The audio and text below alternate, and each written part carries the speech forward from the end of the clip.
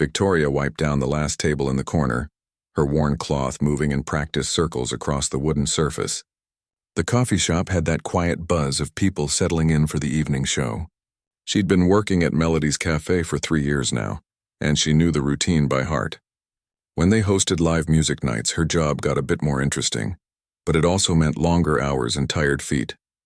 Tonight felt different, though. There was electricity in the air that made even the regular customers sit up straighter in their chairs. Word had gotten out that Alexander Thornfield was performing.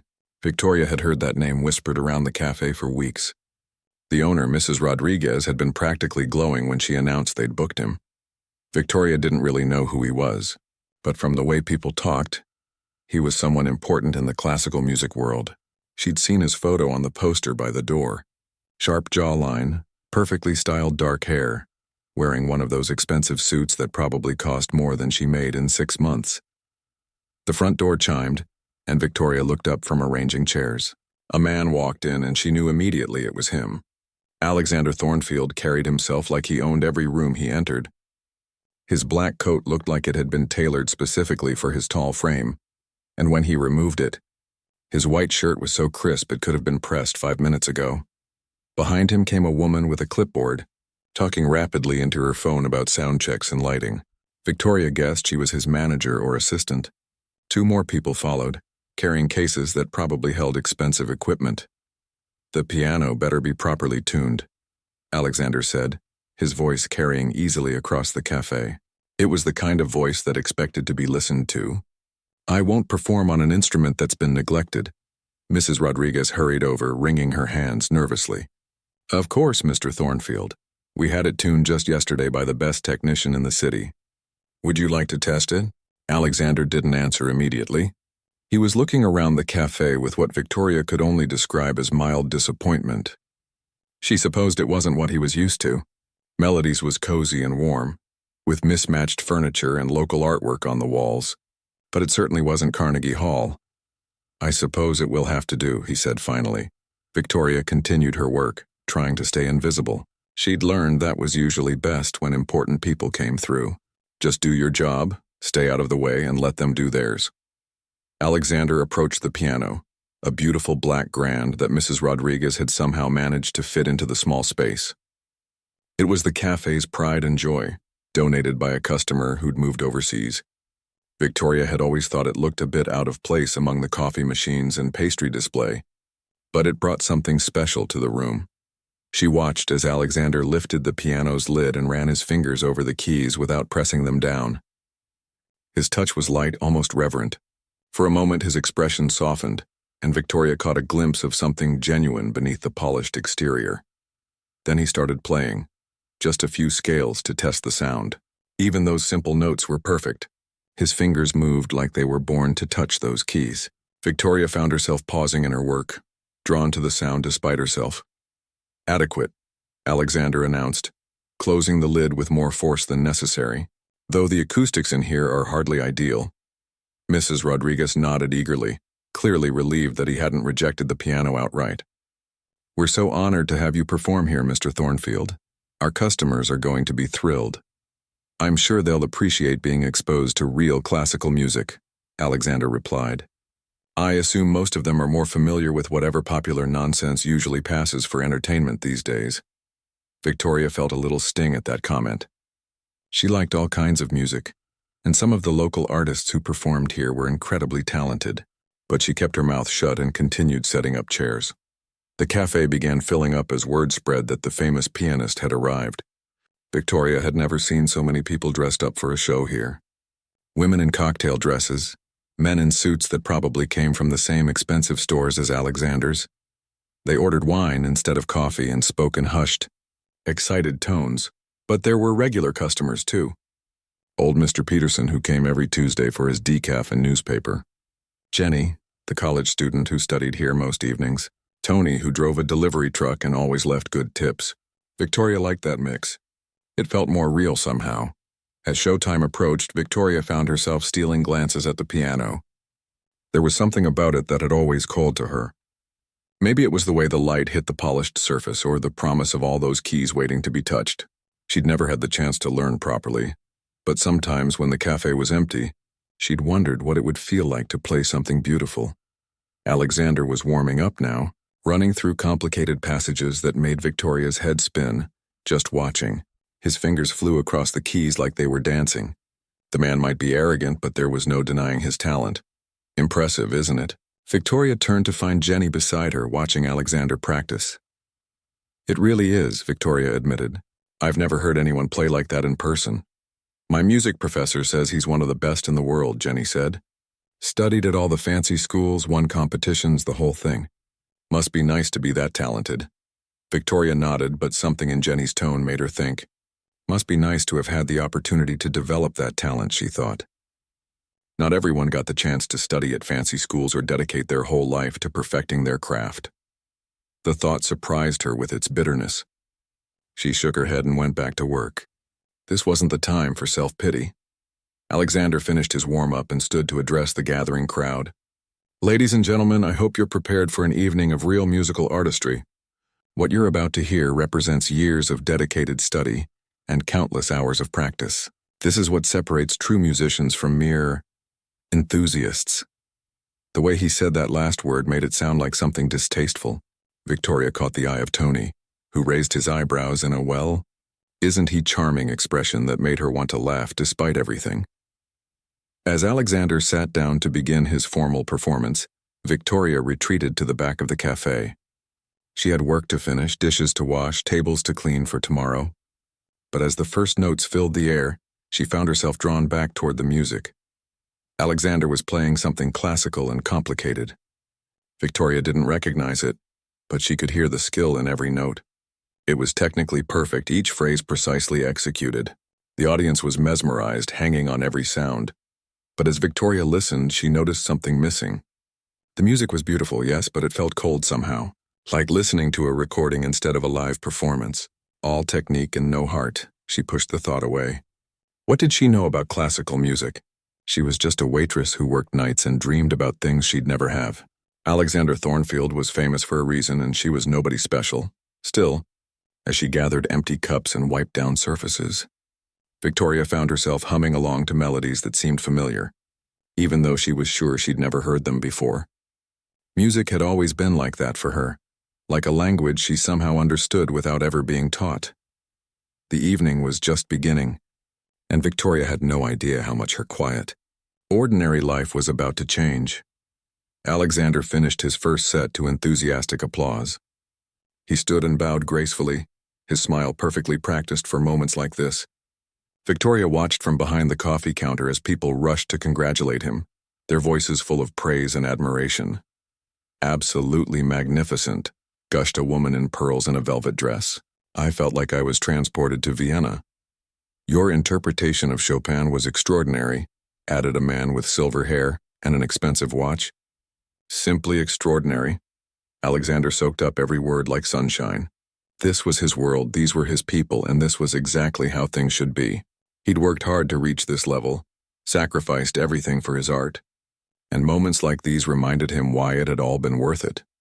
During the intermission, Alexander mingled with the audience while Victoria and the other staff refreshed drinks and cleared tables. She tried to stay out of everyone's way, but the small space made it impossible to be completely invisible. As she wiped down a table near the piano, Victoria couldn't help but look at the instrument. Up close, she could see the care that had gone into maintaining it. Every key was perfectly clean, the wood polished to a mirror shine. Her fingers tingled with the strangest urge to touch those keys just once. Careful there.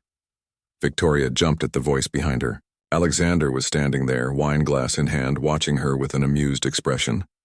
I'm sorry, Victoria said, clutching her cleaning cloth. The piano, Alexander said, gesturing with his glass. I hope you're not planning to try playing it. These instruments are delicate, you know. They require a certain level of expertise to handle properly. Victoria felt her cheeks warm. I was just cleaning the table, sir. I wouldn't dream of touching your piano. My piano? Alexander laughed, a sound that somehow managed to be both charming and condescending. Well, I suppose for tonight it might as well be. Though I have to say, performing on a cafe piano is quite the adjustment from what I'm used to.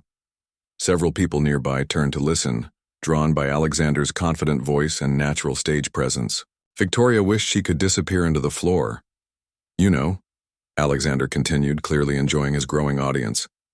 I've noticed you watching very intently tonight. Do you have an interest in classical music? The question caught Victoria off guard. She could have said no, could have made some polite comment and escaped back to the kitchen. Instead, she heard herself saying, I think all music is beautiful when it's played well. Alexander's eyebrows rose slightly. All music? How wonderfully democratic of you. A few people chuckled, though Victoria wasn't sure if they were laughing with her or at her. I mean, Victoria said, feeling like she was digging herself into a hole. I think there's something special about any music that moves people. Classical, jazz, folk songs, they all have their place. Their place, Alexander repeated, savoring the words. How fascinating.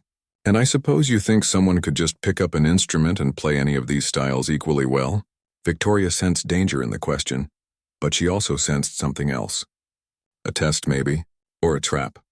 I think it depends on the person, she said carefully. Some people have natural talent. Others work really hard to develop their skills. Both can create something beautiful. Natural talent, Alexander mused.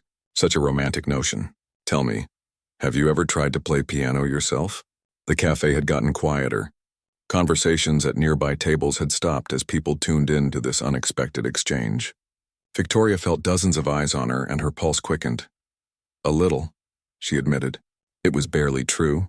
She'd taught herself a few simple songs years ago on an old keyboard, but calling it playing piano was generous. Alexander's smile grew wider. How delightful. And I suppose you feel that your little experience gives you insight into the complexities of classical performance? Now Victoria knew she was being mocked, but something in his tone, in the way he was performing for the crowd at her expense, sparked something inside her. I never claimed to be an expert, Mr. Thornfield. I just said I think music is beautiful. Of course, Alexander said, raising his hands in mock surrender. I didn't mean to suggest otherwise. It's just that sometimes people who haven't dedicated their lives to studying an art form don't fully appreciate the years of training, the discipline, the sacrifice required to truly master it. The words stung because they were true. Victoria hadn't dedicated her life to music.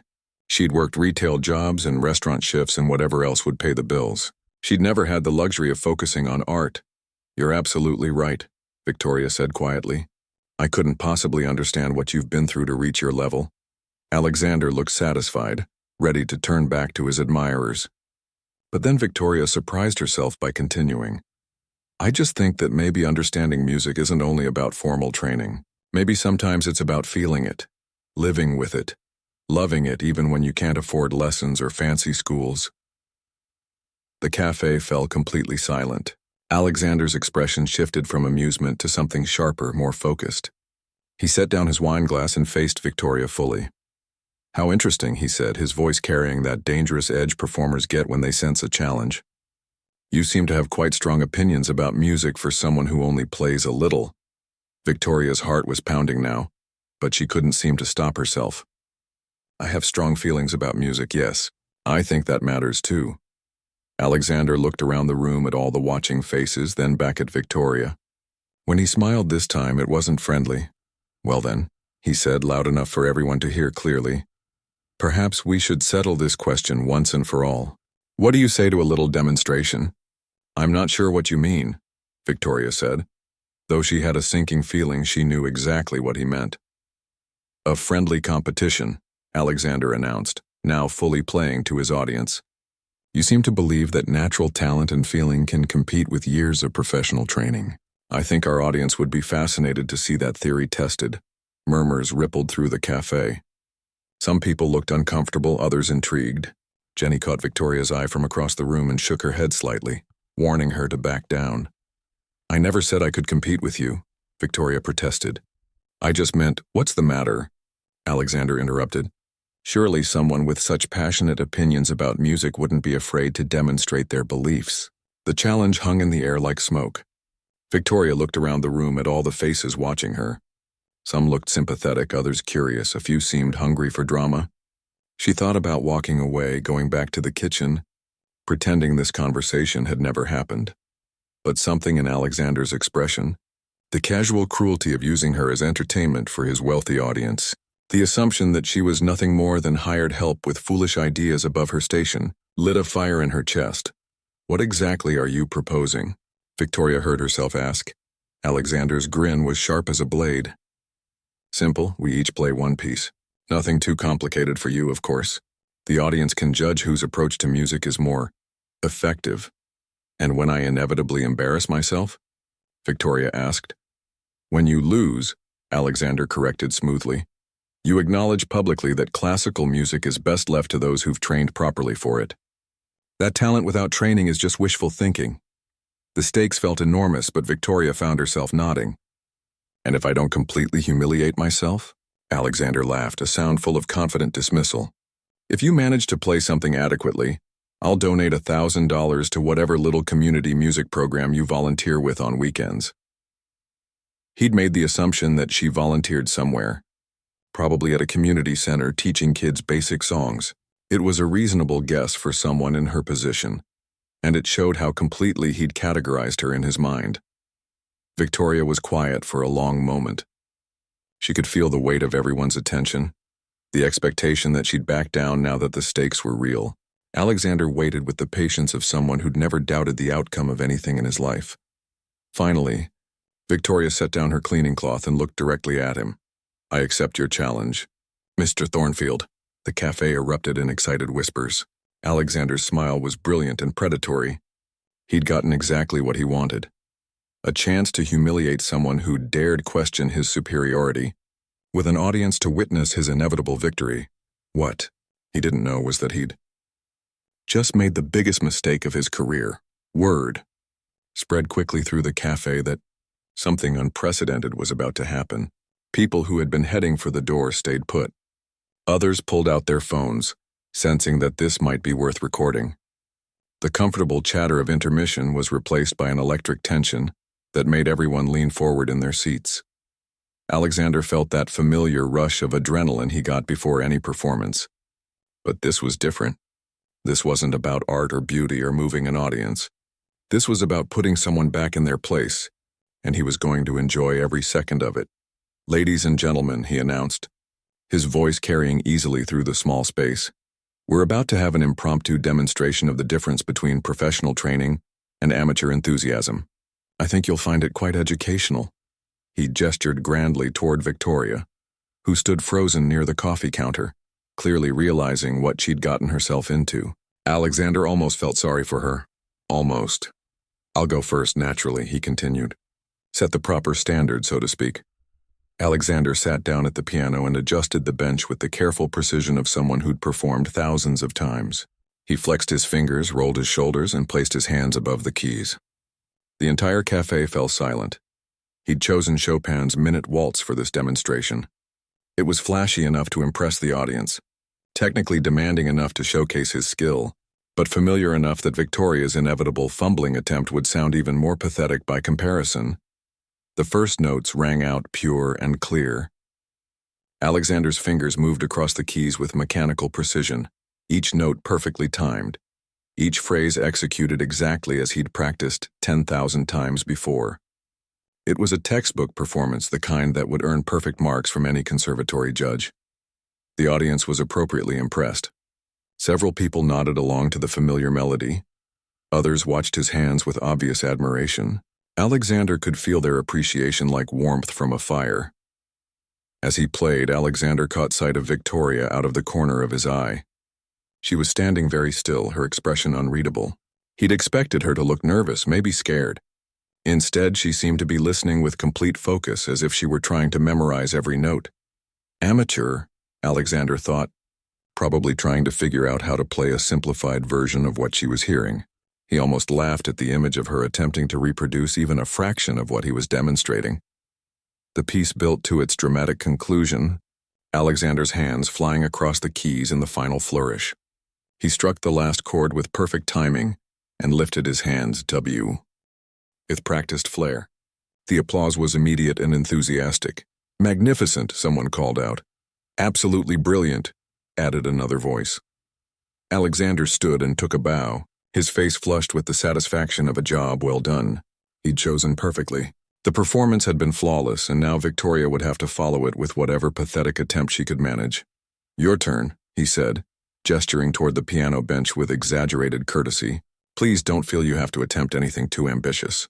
Perhaps something simple would be more appropriate for your skill level."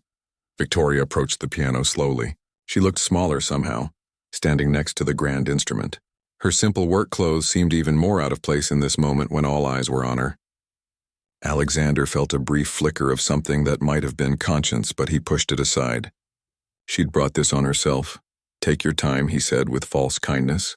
"There's no shame in choosing something within your abilities." Victoria sat down at the bench without responding. She adjusted it slightly, tested the pedals with her feet, and placed her hands on the keys. For a moment she just sat there, eyes closed, completely still.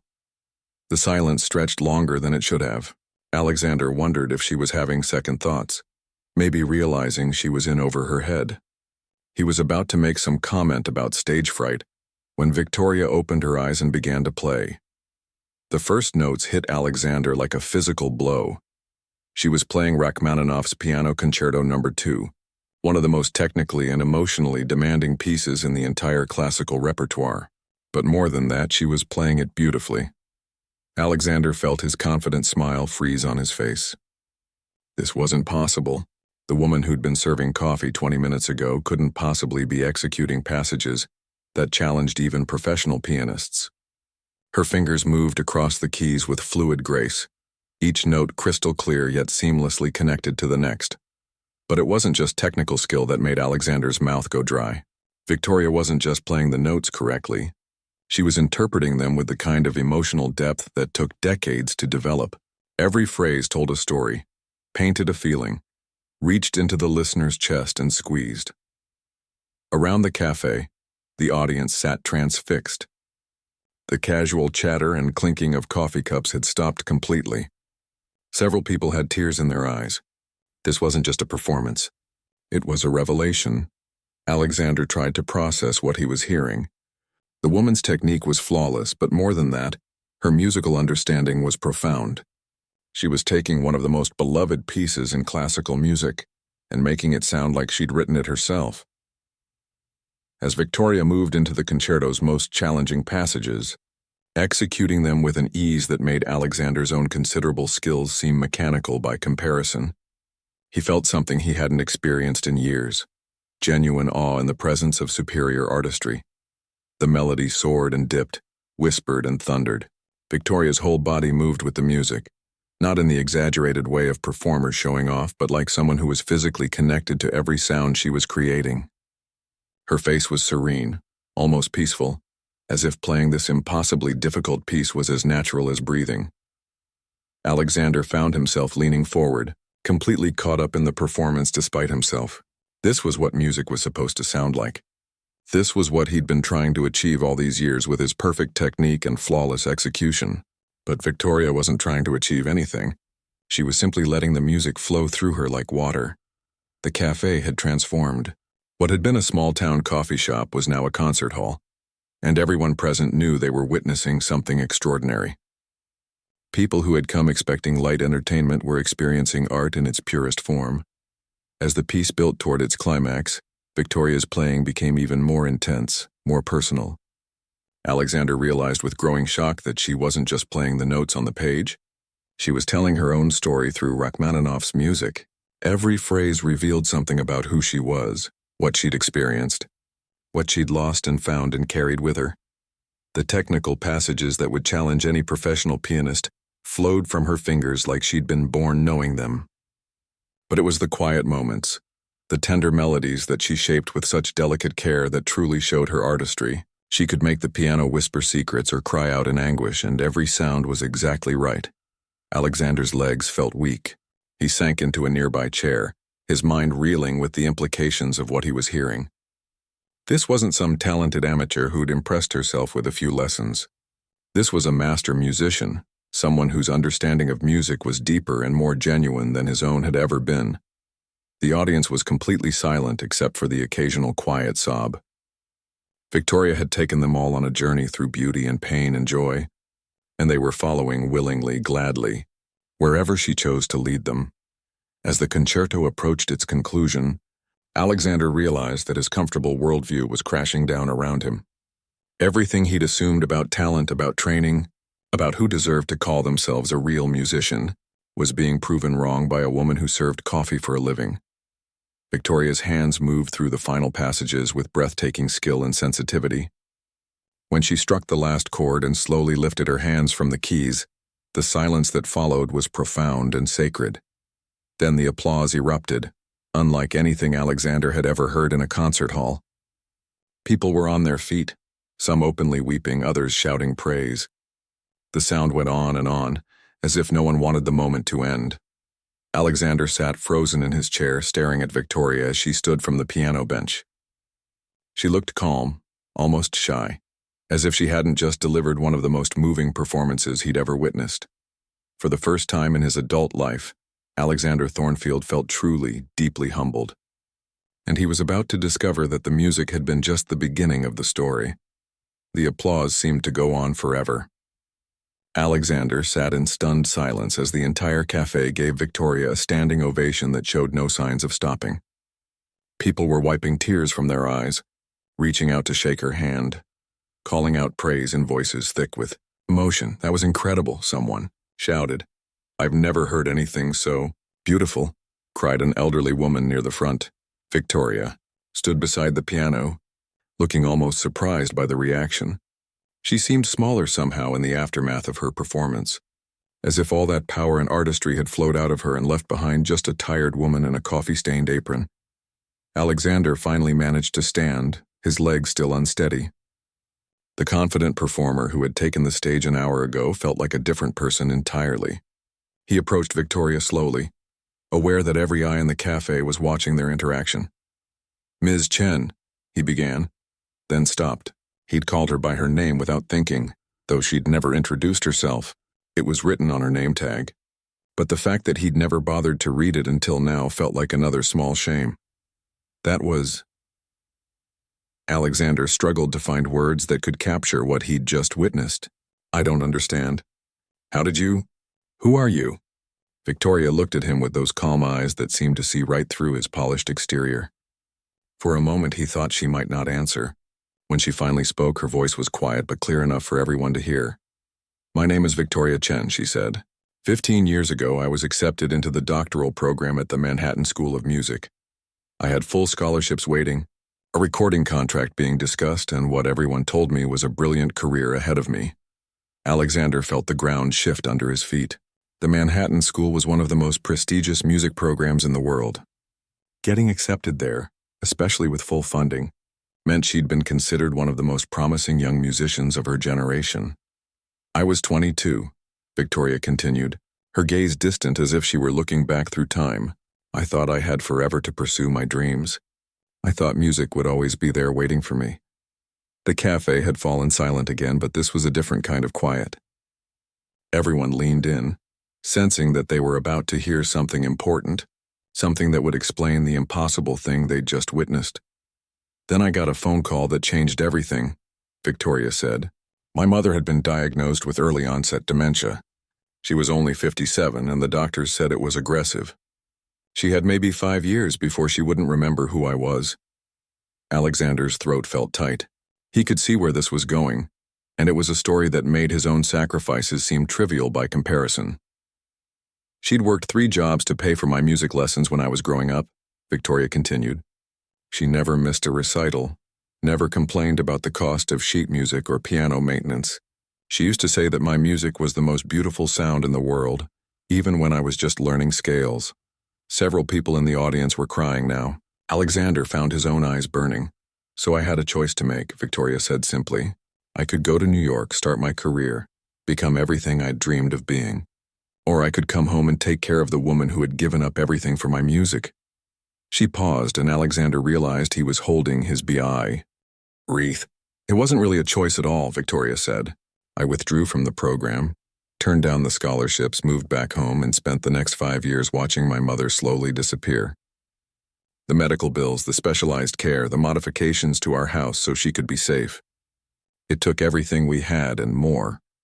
Alexander thought about his own mother who had supported his music career but had never needed him to sacrifice anything for her in return. The weight of what Victoria had given up seemed impossible to bear. "She passed away 3 years ago," Victoria said, her voice steady, despite the pain that was clearly still raw. By then, I'd been away from the professional music world for so long that those doors had closed. When you're gone for that long, people forget you exist.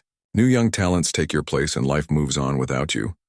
"But you're playing," Alexander managed to say. "How did you maintain that level of skill?" Victoria almost smiled. "Music never left me even when everything else did. I played for my mother every day until she couldn't understand what she was hearing anymore. Then I played for myself in the early morning hours before work, when the world was quiet and it was just me and the piano." She gestured around the cafe. "Mrs. Rodriguez lets me practice here sometimes after closing. She says it's good for the piano to be played. I work 3 jobs now to make ends meet, but I still play every chance I get. Not because I have to, not because anyone's listening, but because the music is still part of who I am." Alexander stared at her, trying to process the depth of sacrifice she was describing so matter-of-factly. He thought about his own complaints when venues weren't up to his standards, when the accommodations weren't luxurious enough, when the audience didn't appreciate his artistry the way he felt they should. "You gave up everything," he said quietly. "I gave up a career," Victoria corrected. "I never gave up music." "There's a difference." The words hit Alexander like a physical blow. In his pursuit of success, of recognition, of being celebrated as the best, when had he stopped playing simply because he loved it? When had music become about everything except the music itself? "I need to apologize," Alexander said, and his voice cracked slightly. "What I did tonight, the way I treated you, the assumptions I made, I've never been more wrong about anything in my life." Victoria studied his face for a long moment. "You saw a waitress and assumed that's all I could be. It's not the first time and it won't be the last. People see what they expect to see." "But that's not an excuse," Alexander protested. "I was cruel. I turned you into entertainment, made assumptions about your life, your worth, your dreams. I used my position to humiliate someone I didn't even try to understand." The audience watched this exchange with fascination. They were seeing something unprecedented. A world-renowned musician being humbled by his own prejudices, forced to confront the difference between technical mastery and true artistry. "The music you just played," Alexander continued, "it wasn't just technically perfect. It was alive in a way that mine never is. You weren't performing Rachmaninoff. You were sharing your story through his notes. I've been so focused on being the best that I forgot why music matters in the first place." Victoria's expression softened slightly. "Music isn't a competition, Mr. Thornfield. It's not about being better than anyone else. It's about connection, about sharing something true and beautiful with whoever needs to hear it." Alexander nodded, feeling the truth of her words settle into his bones. "I've spent my whole career trying to prove I deserve to be called a great musician. But you've shown me what great music actually sounds like. And it has nothing to do with proving anything to anyone." The cafe was completely quiet now, everyone absorbed in this unexpected moment of raw honesty between 2 very different people who both loved music, just in very different ways. "What you did for your mother," Alexander said softly, "that's the most musical thing I've ever heard. You sacrificed your career for love, and somehow that made your playing more beautiful, not less." Victoria's eyes filled with tears for the first time that evening. "She would have been proud to hear you say that." Alexander felt something shift inside him, some long-held tension finally releasing. For the first time in years, he wasn't thinking about his next performance, his reviews, his reputation. He was just thinking about music, and what it meant to love something so much that you'd give everything for it, even if no one else ever knew. He was about to learn that sometimes, when you're brave enough to be honest about your failures, the world opens up in ways you never imagined possible. Alexander stood in the middle of Melody's cafe, surrounded by people who had witnessed his complete transformation from arrogant performer to humbled human being. The expensive suit that had made him feel so superior an hour ago now felt like a costume he no longer wanted to wear. "Victoria," he said, and her name felt different in his mouth now, not the dismissive way he'd addressed her earlier, but with the respect due to someone whose artistry had just changed his entire understanding of music. "I need to make this right somehow." Victoria looked at him carefully as if trying to decide whether his change of heart was genuine or just another performance. You don't need to make anything right, Mr. Thornfield. You heard something tonight that surprised you. That's enough. But Alexander shook his head vigorously. No, it's not enough. What I did was wrong on every level. I used my reputation to humiliate someone I'd never taken the time to know. I made assumptions based on nothing but my own prejudice. And worst of all, I almost missed hearing the most beautiful music I've ever experienced because I was too busy being impressed with myself. The audience was still listening, many of them recording on their phones now.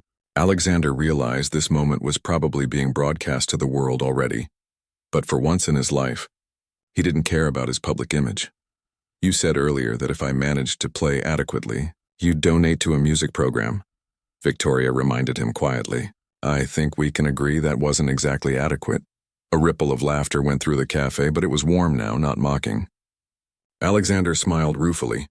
That's the understatement of the century. Victoria, what you just did wasn't adequate. It was transcendent.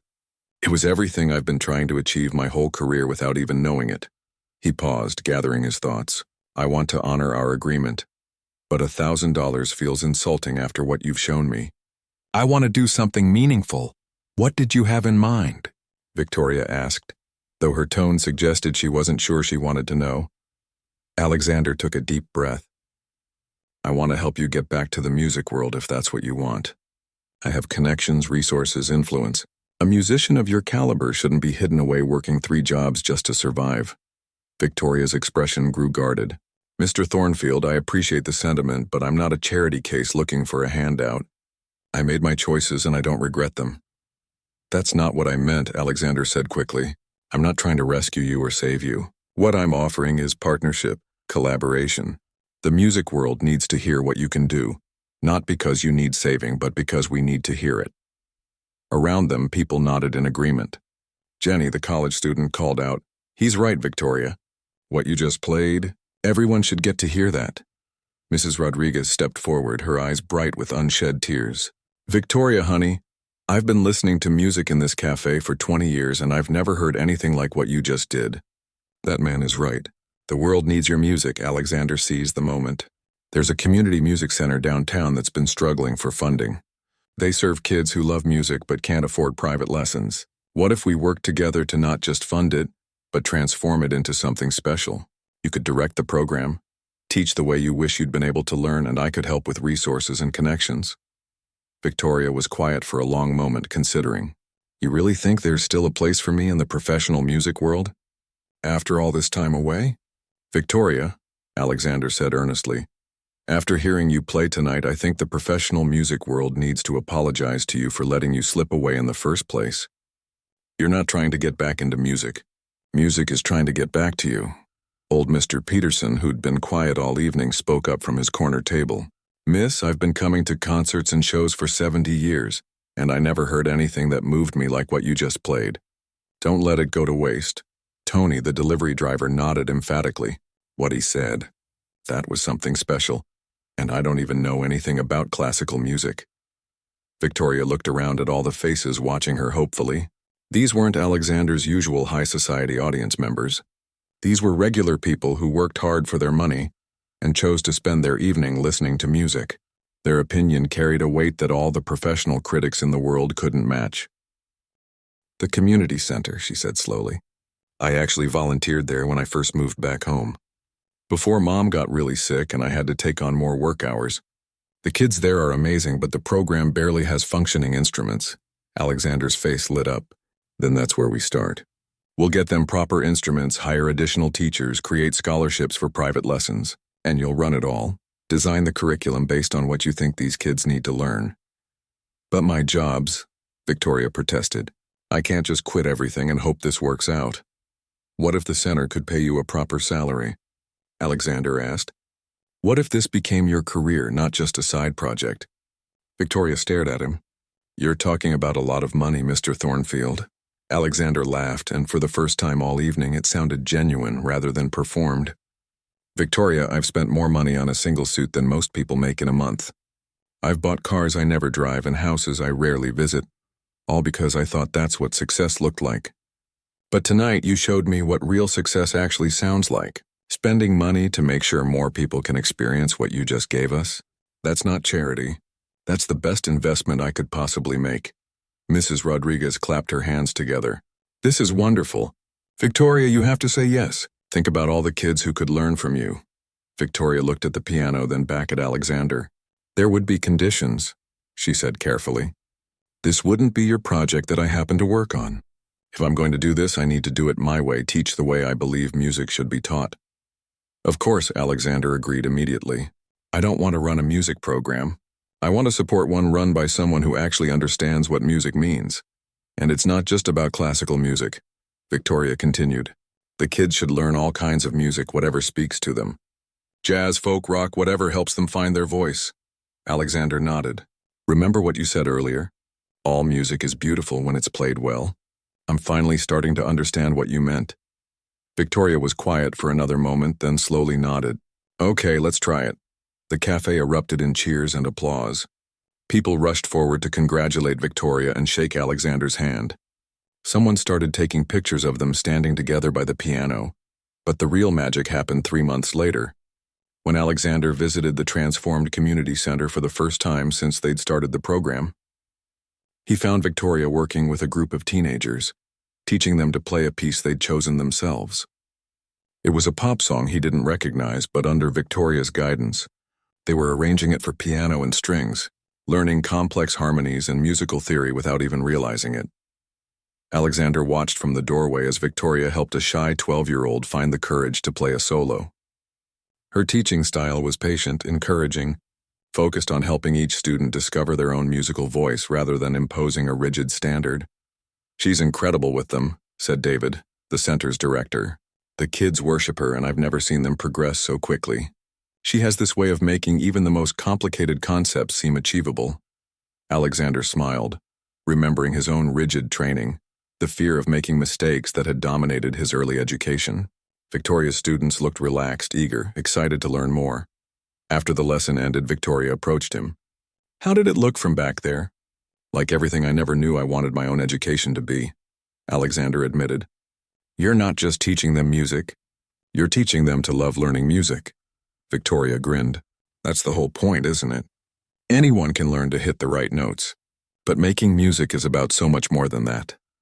Alexander nodded, understanding now what he'd been missing all those years of pursuing technical perfection. Victoria, can I ask you something? Sure. Would you consider letting me take a few lessons from you? I think I need to learn how to play music instead of just performing it. Victoria's eyebrows rose in surprise, then she laughed. The great Alexander Thornfield wants to learn from a former waitress. The humbled Alexander Thornfield wants to learn from a master musician, he corrected. There's a difference. 6 months later, Alexander's next album was released.